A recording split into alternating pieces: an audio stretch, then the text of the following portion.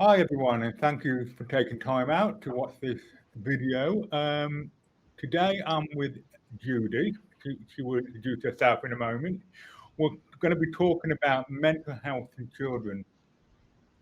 And I'm sure you're all aware that over the last few years, mental health in both young children and young adults has increased many times over. So we're going to talk a little bit about why this is, what's causing it, and more to the point, what can be done to help young people who are suffering from mental health issues, whether it be anxiety, insecurity, lacking in confidence. Um, the list goes on. So, hi Judy, thank you for taking time out to participate in this video. Hi Dom, thank you for inviting me here for a bit Yeah, of a chat. Thank you. great. Would you like to tell us a little bit about yourself, Judy, and your background? Okay, so Dom, I am a psychotherapist. I have worked in a school part-time for over 10 years. I have worked with challenging behaviour and I run my own practice also. Okay, great. Well, thank you for coming along. And as I said, because you've been working with children yourself for many years now, that mental health issues have really risen. And it's not just about the pandemic, it was rising a lot before that. Over the last 10, 15 years, mental health in children and teenagers had gone up many times over. So, Judy, what, in your opinion, is the most common mental health issue that children are having to deal with in these days or for the last few years? Okay, so for me, and in my opinion, Yeah. the most common is anxiety and depression, and from there we start to spiral off into other areas. Children are finding it very hard to settle their nervous system, Mm-hmm. and we're either getting they're doing behaviours that take them to lower their nervous system or to heighten their nervous system. We're getting the idea that children are struggling in class even more has become such a noticeable, palpable thing in the teaching world. Classrooms have gone up in terms of how many students you have in a class. Mm-hmm. Children are struggling to find themselves, who they are, their own identities, and identity is a big thing for them, especially in the teenage years. You Yeah. know, their brains are absolutely washed with hormone chemicals, and so that urge, that drive to seek independence and to be, you know, a part of a group and to belong, and it's all up in the air. It's just 1 minute they want to do their own thing and be independent. Next minute they want to belong to a group, to gather, to celebrate, and to fit in is crucial. Yeah. It seems to be the all and be all, and you know, it's a big subject. This is why we're floundering. It's a big subject, especially we know the pandemic has had a knock-on Yeah. effect, but things were happening before, as you say. Well, a survey that was done back in July 2020 indicate that 1 in 6 young people, that's 17.6% of young people between the age of 11 and 16 years were identified as having probable mental disorder, mental health problems. This figure increased to 1 in 5, that's 20% among young adults between 17 and 22. So that from basically since the pandemic with the lockdown, how much it has increased in young children. So there's definitely a problem out there. It's you talk about when they get to teenagers, and it's all about identity. And what do you think made it? I mean, when we were young, we all had that problem. We were all, identifying who we are, want to be part of the crowd. So, and we're discovering ourselves. But it's clear that mental health, where the evidence out there, that has increased many times over with the young in this generation, than in our generation. Wow. We're going back there, then, are we? Our generation. We're going to do this, Dom.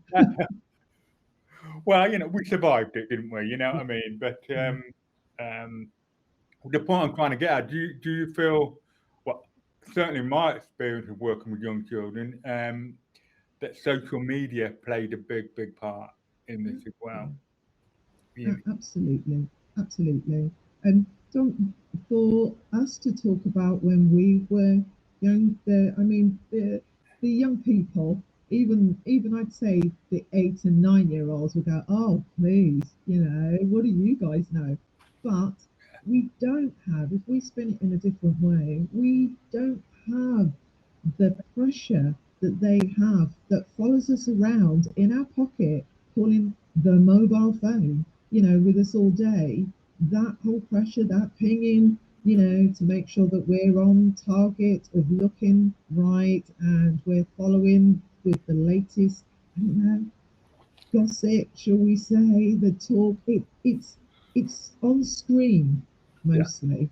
You can text, although kids are not supposed to have their phones, somehow they can, one or two. Teachers are great in locking this down, but one or two sometimes slip away and they do have their phones. But their phones are at home. They have this constant access to friends, and when it's working, it's great. It's absolutely great. But when it's not, and you fall out with your peers, that is when we start, going down the road of it's not so brilliant and it doesn't work. Yeah. We didn't have that. We didn't have that pressure. We didn't have not in the same way. No. We just cannot compare ourselves in the same way. Exams are different. The levels are different. Yeah. Classroom amounts are different. Who's hip, who's not hip, and we've got all the forces. Let's not forget the parents. Which we are. We're working against forces on TV that we didn't have. Yeah. We just didn't have that. So there is a lot of things that amount to being overwhelmed if you get sucked into that vortex of searching and get lost. Absolutely. Yeah, I mean, and one thing when we were kids, because we didn't have mobile phones or the internet or even computers really, when we left school and went home, whatever problem we were having at school, they were left at school. Where today's time, because of social media, whatever problem someone having at school, they're being picked on, bullied or whatever, it's being taken home with them as well, sadly. Absolutely, and it does get taken home with them. And I've heard comments, why don't you turn your phone off? Why don't you just, put it to one side? Yeah, that's great, but look what's happened over the pandemic. You need your phone and your laptops to access your work and your tasks that have been set online. That was just the beast. That was the nature. So again, you are turning your devices on and you are open to the onslaught. So it's great when it's working, but when it's not, it's a horrible thing. And it needs a lot of our youngsters and our young people. We're talking right up to 20s, in their early 20s, falling in this category of having a hormonal wash in the brain. That they are now relying on behaviours to soothe them. to regulate this overwhelming anxiety or depression that they are feeling. So, this is the side that then starts to tip over. Cutting starts, withholding food, binging and purging, all these controlling behaviours that start to be adopted. And there are a number of them. You start to see little subtleties played out in class also. And sometimes, teachers have a really hard job and they are trying their best with the resources that they have to spot every child in the class. And sometimes it's so subtle, you are not aware of it. And I think, in some schools, you don't have TAs all day anymore. I don't know if you've seen recently, I'm sure you have already, but the government now are talking about investing more money into every state school for helping children with mental health issues. Again, it's something they're talking about, said they're going to do, when it happens and how much of it they actually do invest into this is yet to be seen. But do you feel there is enough help being given to children who have mental and emotional health issues in schools and colleges? Do you feel there's been enough done already? Or? Dom, colleges and schools, they are trying their best. They are trying their utmost best. Government say one thing and deliver parts of it, and we need to just get on with it. Whatever we're doing, the kids' brains are not going to wait for us. We just need to go. We just need to do what we're doing and make sure that, we are responsible. We're looking at our kids, we're looking at how they're behaving in class. We are there to support them. Schools don't have TAs all day. The primary schools don't have them all day, and as far as I'm aware, secondary schools don't have TAs. They have one-to-ones. If you're lucky to have a one-to-one in the class, and sometimes that person will double up and help out if need be, if they can separate from the child that they're with. But there is so much that we're having to look at within a classroom setting. A teacher can only do so much, and a head teacher can only do so much with the budget that they have. So picking out certain members of staff that are empathetic and lovely, and making sure that we've got access to external counsellors that can come in. For example, over the pandemic and when we were in lockdown, and at the beginning some schools were open, so the company that I worked for actually allowed me into schools because the schools had seen me and I wasn't new to the bubble. So I got entries into quite a few schools from where I live. Now, to see what went on there and to see all these cuddly toys and fidget toys appear over the pandemic, it was upscale. It wasn't, the lower year groups. It was, we're talking in high school, we've got fidget toys in bags, the increase was absolutely overwhelming. Somebody picked up on it. We had that fidget spinner that took off, and it wasn't meant for the kids, but actually it was possibly meant for a particular ADHD or certain type. It was aimed at certain children and people that smoked. They went wild with it because they wanted to give up. All these fidget toys flooded the market, but actually when you see them in a classroom,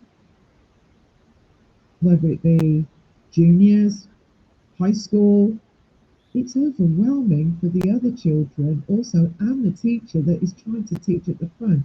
They clack, you can hear them, they make a noise. And some of the children that really, really need them don't use them because they don't want the attention. This is social anxiety. I don't want people looking at me. I don't even want to be here. So I don't really want to use that money. Card systems for students.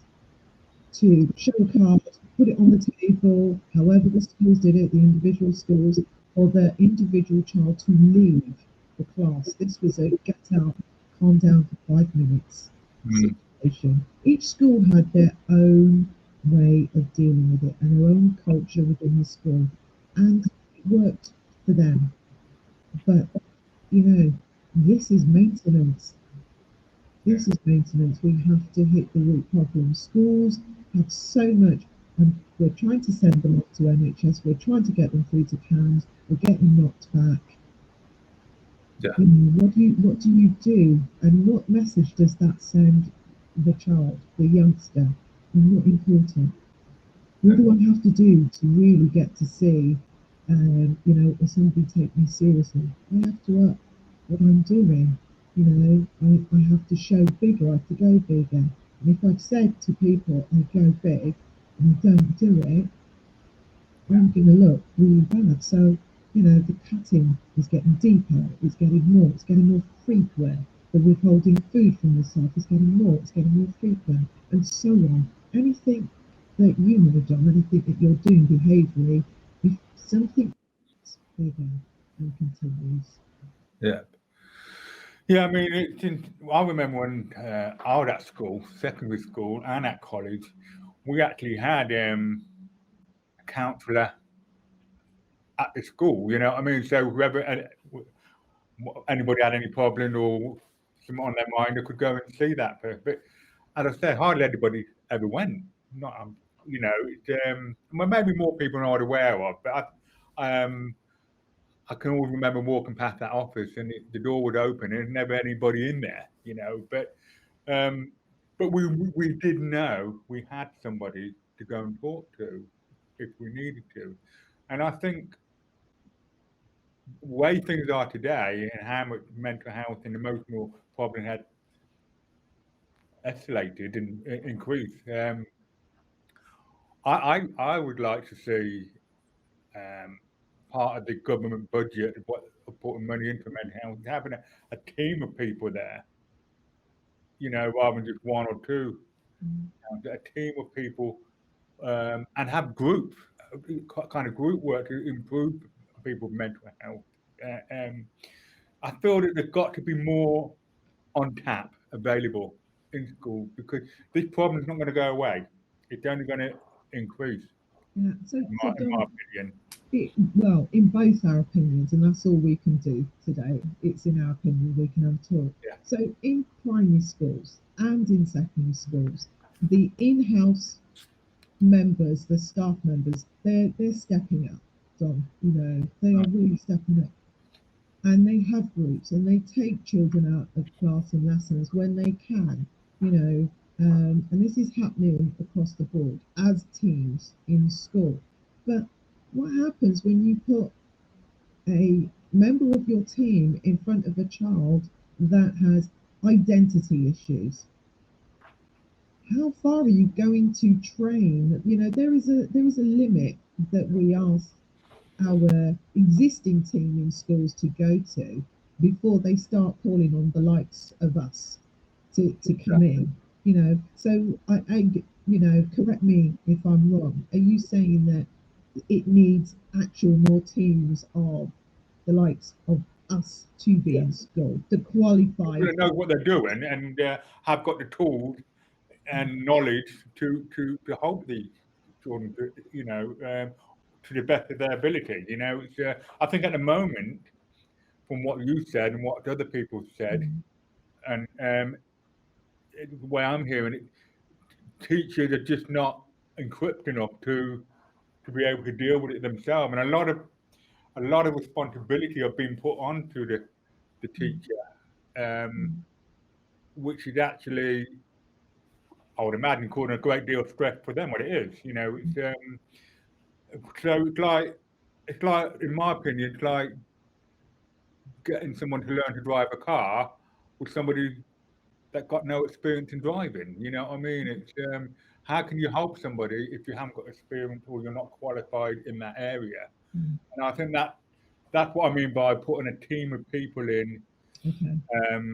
who are proper professionals, you know, who know what they're doing, know how to deal with it. And their main job is to just work with children or young adults, teenagers So that need help. So sorry. So Dom, you're talking about a certain level of qualification, definitely, to be in, and experience to be in the colleges. Because from my knowledge, colleges do have departments and have counsellors that are there. But what was the interesting point was, you know, back in the day, dare I say, the door would be open and nobody would, you know, not that many people would go. But at the moment, I don't think there's enough in colleges. You know, there really isn't enough. And we do have qualified, there are qualified people in colleges and universities, but there aren't enough of them. They're underestimating what they need to do there. And they just need more. They're doing a great job, but they need more. And because we haven't tackled the whole fallout of, you know, the pandemic, as much as we want to say let's move on, we are still dealing with all the issues and all the everything that encompass, and it has made us leave behind. We need to catch up now. We really need, it's, you know, we have to have everybody knowing their place, and we can't overstretch teachers. I can't stress that enough. We cannot get them to do their job and to balance the act of having a unqualified head of being a therapist. They've got to do their job, and we want them to do the teaching job, you know, that they've paid and they've studied to do. And, you know, and that's ensured. Parents are also suffering. Parents have realised, wow, teachers don't have it that easy. I've tried to balance my job and teach my child at home.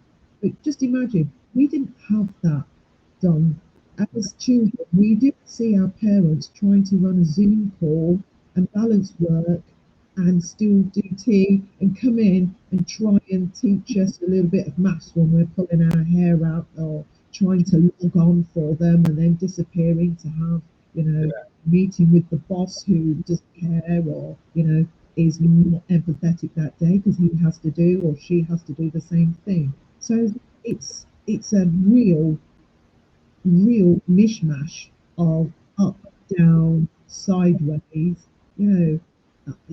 I just think children, and we would have seen that, the children today have watched their own parents look vulnerable.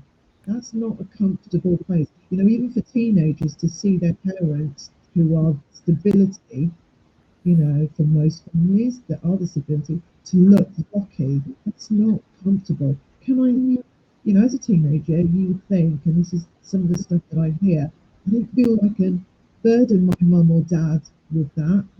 I don't, you know, so I have to deal with it. I have to hold it. I have to keep it inside. I have to learn to deal with it. And especially those teenagers that are on the verge of identity, sexual identity. Am I coming out? Can I do that? Is it safe in my own household to even speak about that? You know, lots of things that we have to sit and chew over and work it out. But we do need extra people to give those individual a face-to-face, you know, we triage system so we can put them through, see them face-to-face. They'll let you know, I don't want to see you face-to-face. Can I do it online? Can I do it just via text? They'll let you know, but assess them face-to-face first. For that, you do need more people. You just do. One session might just do it. They just wanted to vent. That is it. And then others, you know that it's more deep-rooted. The behaviour patterns that they've developed is going to be something that you need to work backwards with and undo and unpick, and, you know, gain their confidence to know that there can be a change, and they can change it. They can make a difference. And there is, as they say, light at the end of the tunnel. There is another side. You won't be like this forever. So do you have any, I mean, this is a subject we could talk about all day, you know, but do you have any, you know, for people watching or whatever, do you have any few tips for both children or parents and teachers that could, you know, help improve? Okay, so for me, I haven't brought it with me today. I normally, we know that you can go on the internet and study all sorts of breathing techniques immediately. Okay, so you know, most of the kids, we don't talk about that enough, to be quite honest. That would be quite nice to do, just to get the whole classes down as soon as they come in. It's just, you know, settle yourselves and just take a deep breath before we start the lesson. We have got fidget rings, which are much better, up and close personal fidget rings, instead of the larger fidget toys that bring you attention. You know, lots of people, we're used to rings, we're used to that. The fidget rings that are actually on, look them up, go to the jewelers, they're around. Okay. For those that like to journal your heart away. You know, write it, get it out of here, get that prefrontal cortex, you know, working for you, get it out. But for those who don't, texting. Set your phone up to text yourself. Send yourself the message straight to. It's a thing that you can do that, you know, even in a group while you're feeling anxious, if you're just, hang on a minute, just got to text something, you're texting to yourself while you're calming down your thoughts. And nobody needs to know, because you look around and everything looks so normal, whatever norm is now. But parents, pick your battles. You know, pick your battles with a teen, with a youngster, those brains that are awash with hormones. Step back, just picture that and breathe yourself. But go in, not, if you shout, the brain sees it as a threat and you'll just get that mirroring pattern back. You know, we don't want that. So a compromised way of going in at it. If you're not ready to compromise yet, walk away for a few minutes and then come back and go in there. At the end of the day, you can help them, but you have to be in the place of calm and compassion to do that while they have their say. Just enough to have their say and then cutting with the reality, but do it calmly. And you know, I mean, we could go on about how to do this, you know, another time on we could really go to talk on this. Absolutely. That's real good advice there, and a few good tips there, Judy. And the other thing I'll say to people is keep talking, you know, communicating, you know, if there's an issue going on, no matter what age you are, talk to someone about it, talk to someone, you know, that, and find the right people that that can possibly help you, or if you don't know, you know, talk to somebody that can possibly point you in the right direction to getting the help you need. You know, don't hold it back. The worst thing about holding things back is it's just build up. And you know, one of the things I loved about when we went into the lockdown, the first lockdown, is keep talking. They just kept going on about keep talking, and you know, and that's what we need to do. Just keep talking. If you've got a problem, talk to someone about it. Don't hold it back. You know, don't be afraid to talk. Communication is the key thing here. You know what they say: a problem shared is a problem halved. You know, what I mean? You know, and sometimes just talking and having someone to listen can make all the difference. And again, that for parents, listen to your children. I'm sure you're all doing a great job, but sometimes we're very quick to jump in with our advice. We're all guilty of that. But sometimes we just need to take a step back and listen, and just allow the children to express themselves freely without making judgment. You know, Dom, one of the easiest people, you know, my adult clients, when they come in and they're very frustrated about their children, the sessions are, you know, really short when it comes to their children, because that is exactly you know, to calm their nervous system. That's what they've just got to do. Sit back, listen, just listen. Hold your thoughts back for a little bit and just listen. And those are the good sessions when they go, oh my goodness, when they revisit you and they say, do you know what? He's really got some good ideas. She's really right in some points. So yeah, Dom, I'm there.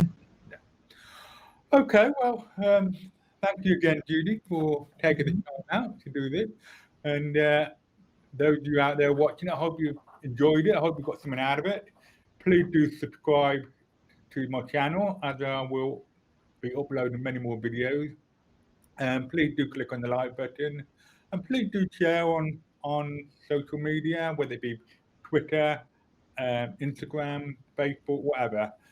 Get this video out there and share it out, please. And if anyone wants to contact Judy, her website address will be in the description down below. If, okay, so on that note, thank you again, Judy.